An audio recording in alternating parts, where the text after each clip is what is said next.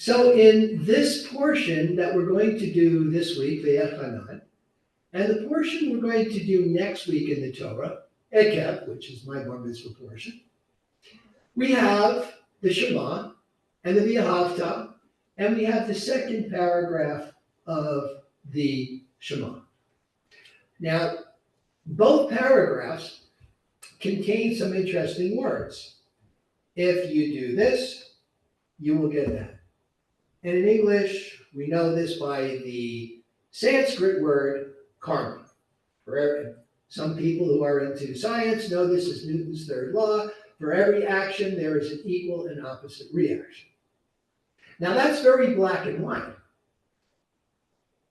In the second paragraph, it says, if you observe my commandments, then the rain will come in its proper time, the early rains, which are the strong rains, and the later rains, which are the drizzles that nourish the crops and don't wash it out, and you will eat and be satisfied.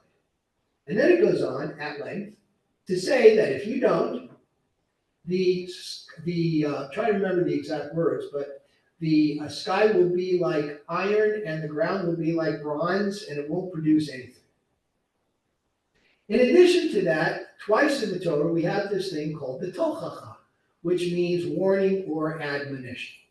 And basically what that says is that, again, if you do what you're supposed to do, things will go well for you. And it says that in a couple of verses. And then it goes on at length for about 35 to 40 verses telling you what's going to happen when you don't. When you don't. Not if you don't, but when you don't. So it's very black and white. You do this, you get this.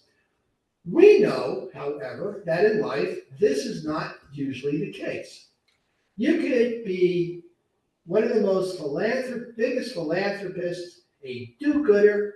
You know, you see somebody stuck on the road, you go help them, you give to charity, and you're driving down the road in the rain, and you get a flat tire, and there's nobody around to help you, and your phone has run out of service.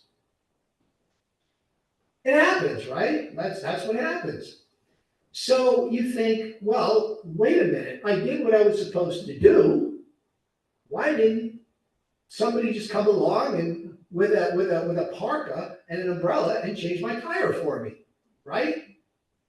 Okay, so the rabbis thought, okay, well, it's not that simple. I mean, it is that simple, but you come into this life with baggage. I mean, if you're metaphysical, right? And there are things that you have to take care of that may still be something you need to take care of, right?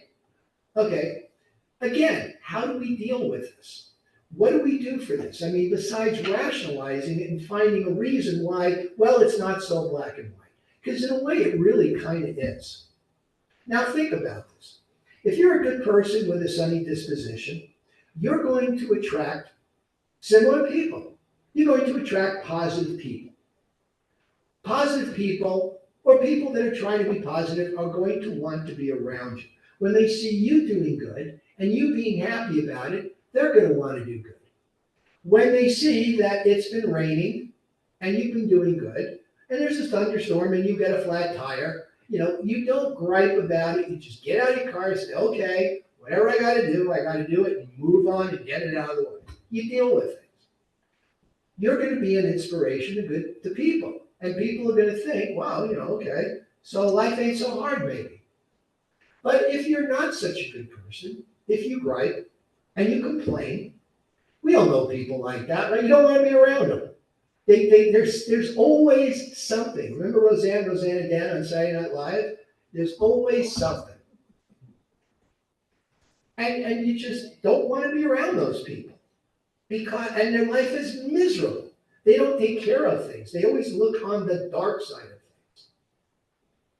So maybe life really is kind of black and white. It may not be that everything goes your way, but you have the understanding and the maturity and the wisdom to know that everything is a growth experience. So when things get bad, you deal with it.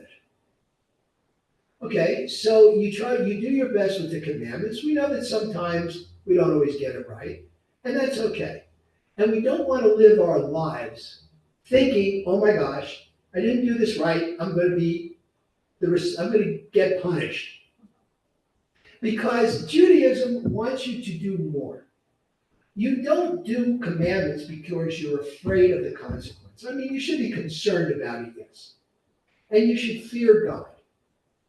But the fear is like an awe, because you're in the presence of greatness. People ask me sometimes, how should I dress for services? And I'm not looking at anybody, I'm just saying. Say that again? I'm sorry. How should I dress for services? Oh.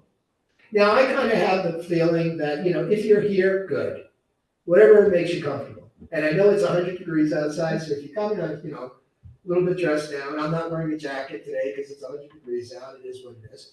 But because you're in front of a king, you're in front of greatness. And you want to do it because you respect. That's a good word for it, respect. And you want to treat other people with respect too. And you can never go wrong by doing that. So when you read the Torah, and you read the black and white of it, you do this, you get that, you do this, you get that.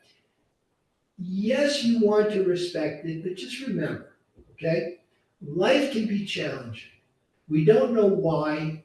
You can't know why. There's so many things out there, so many reasons, so many things you've done in life, so many things that have happened to you. It's hard really to kind of judge. So basically what you really want to do, like the rabbis of old said, it's like a checkbook. You want to do as many good things as you can to get as much credit in the bank so that when you need a debit, you're going to have the money. Okay? That's how we live our life. And that's what I think the Shema and the V'ahavta is all about.